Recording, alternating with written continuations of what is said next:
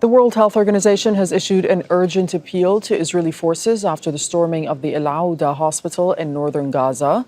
Tedros Ghebreyesus says 140 medical staff, patients, and their friends and relatives were inside the facility when it was raided. The hospital is located in the Jabalia refugee camp.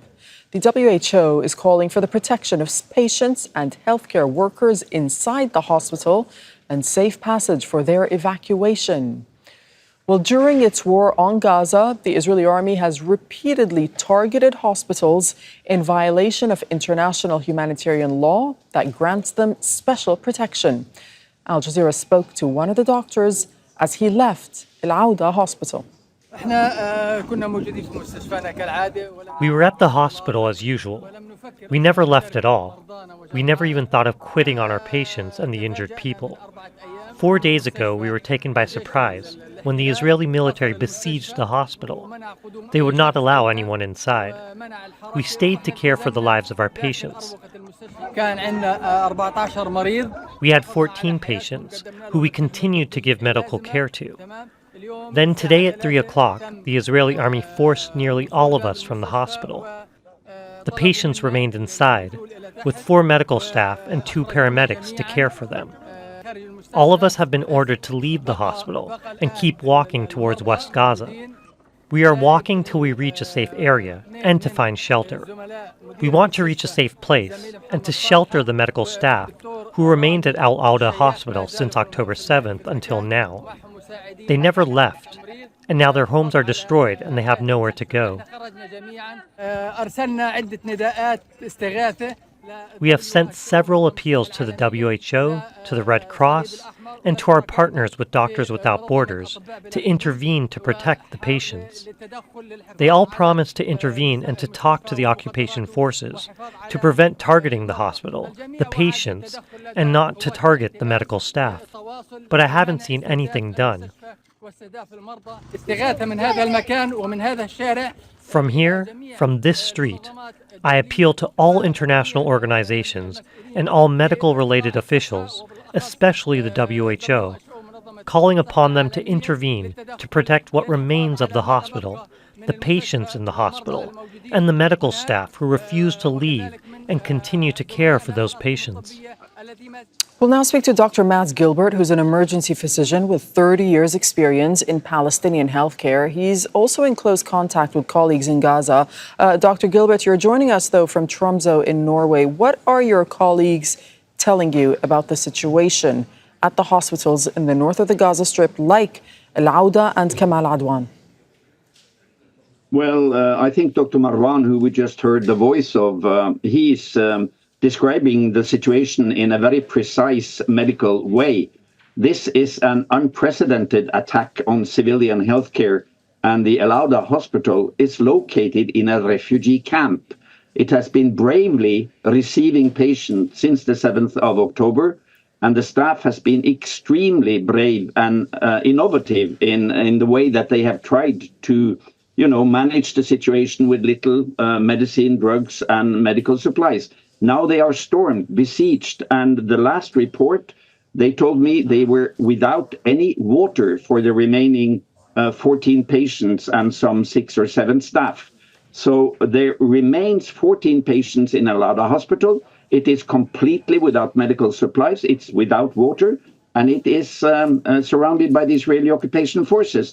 And this is only one of many examples. Bear in mind that 80% of the territory of Gaza now is defined as red zones by the Israeli occupation army, meaning evacuation territory. And within these 80%, there are 6 hospitals and 9 primary healthcare centers that are effectively made inaccessible to the population.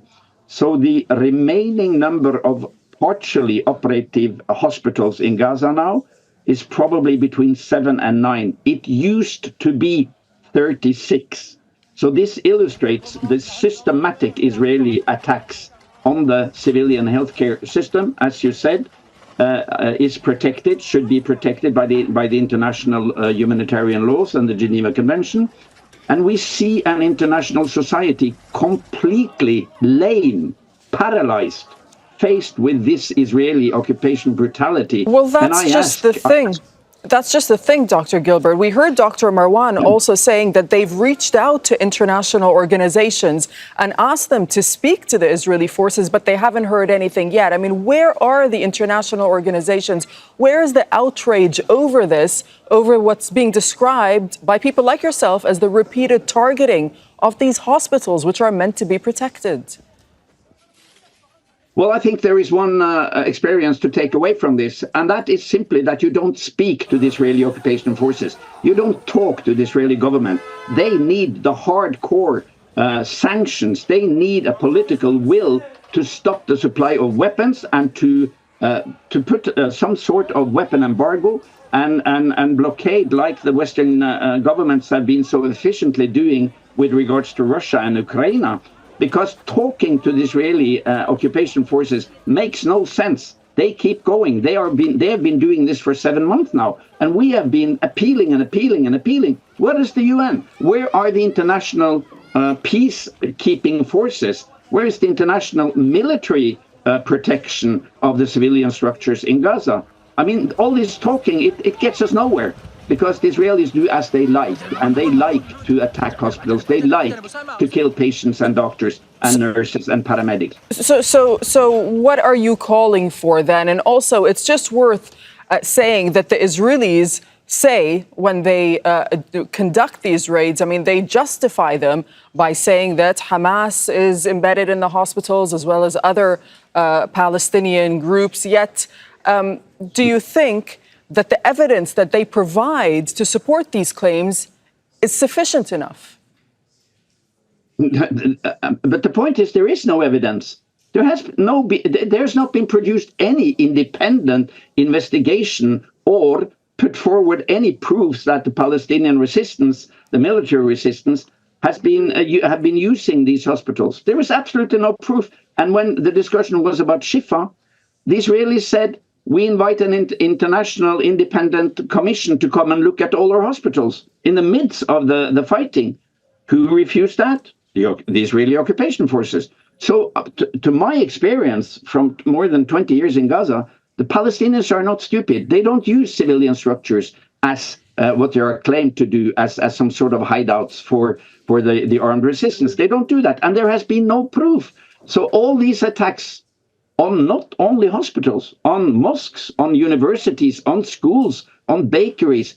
They don't even need to argue that there is some military activities there. They are on a campaign to eradicate the Palestinian society and any sign of Palestinian structures in the civilian life. This is the politics of elimination. This is the politics of eradicating the indigenous people to take their land. So this is so brutal, and my appeal goes to the governments who are now recently recognizing the state of Palestine. Spain, Ireland, my own country, Norway, who did this yesterday. More countries are coming. You need to step up the political pressure and the practical sanctions against Israel to stop this hypercritical situation in healthcare in Gaza. It's all man-made. It can all be stopped. And Gaza needs to be open to free flow of humanitarian support. Bear in mind, since the 7th of May, not one single critically injured have been evacuated from Gaza for treatment outside. There remains 700 critically injured patients in the Gaza hospitals. They occupy beds needed for the new influx of new wounded. And we also need to open Rafah immediately for evacuation of patients who need life-saving treatment outside Gaza. This is a horrible, hellish situation. Dr. Mads Gilbert, thank you so much for giving us your time from Norway. Make sure to subscribe to our channel to get the latest news from Al Jazeera.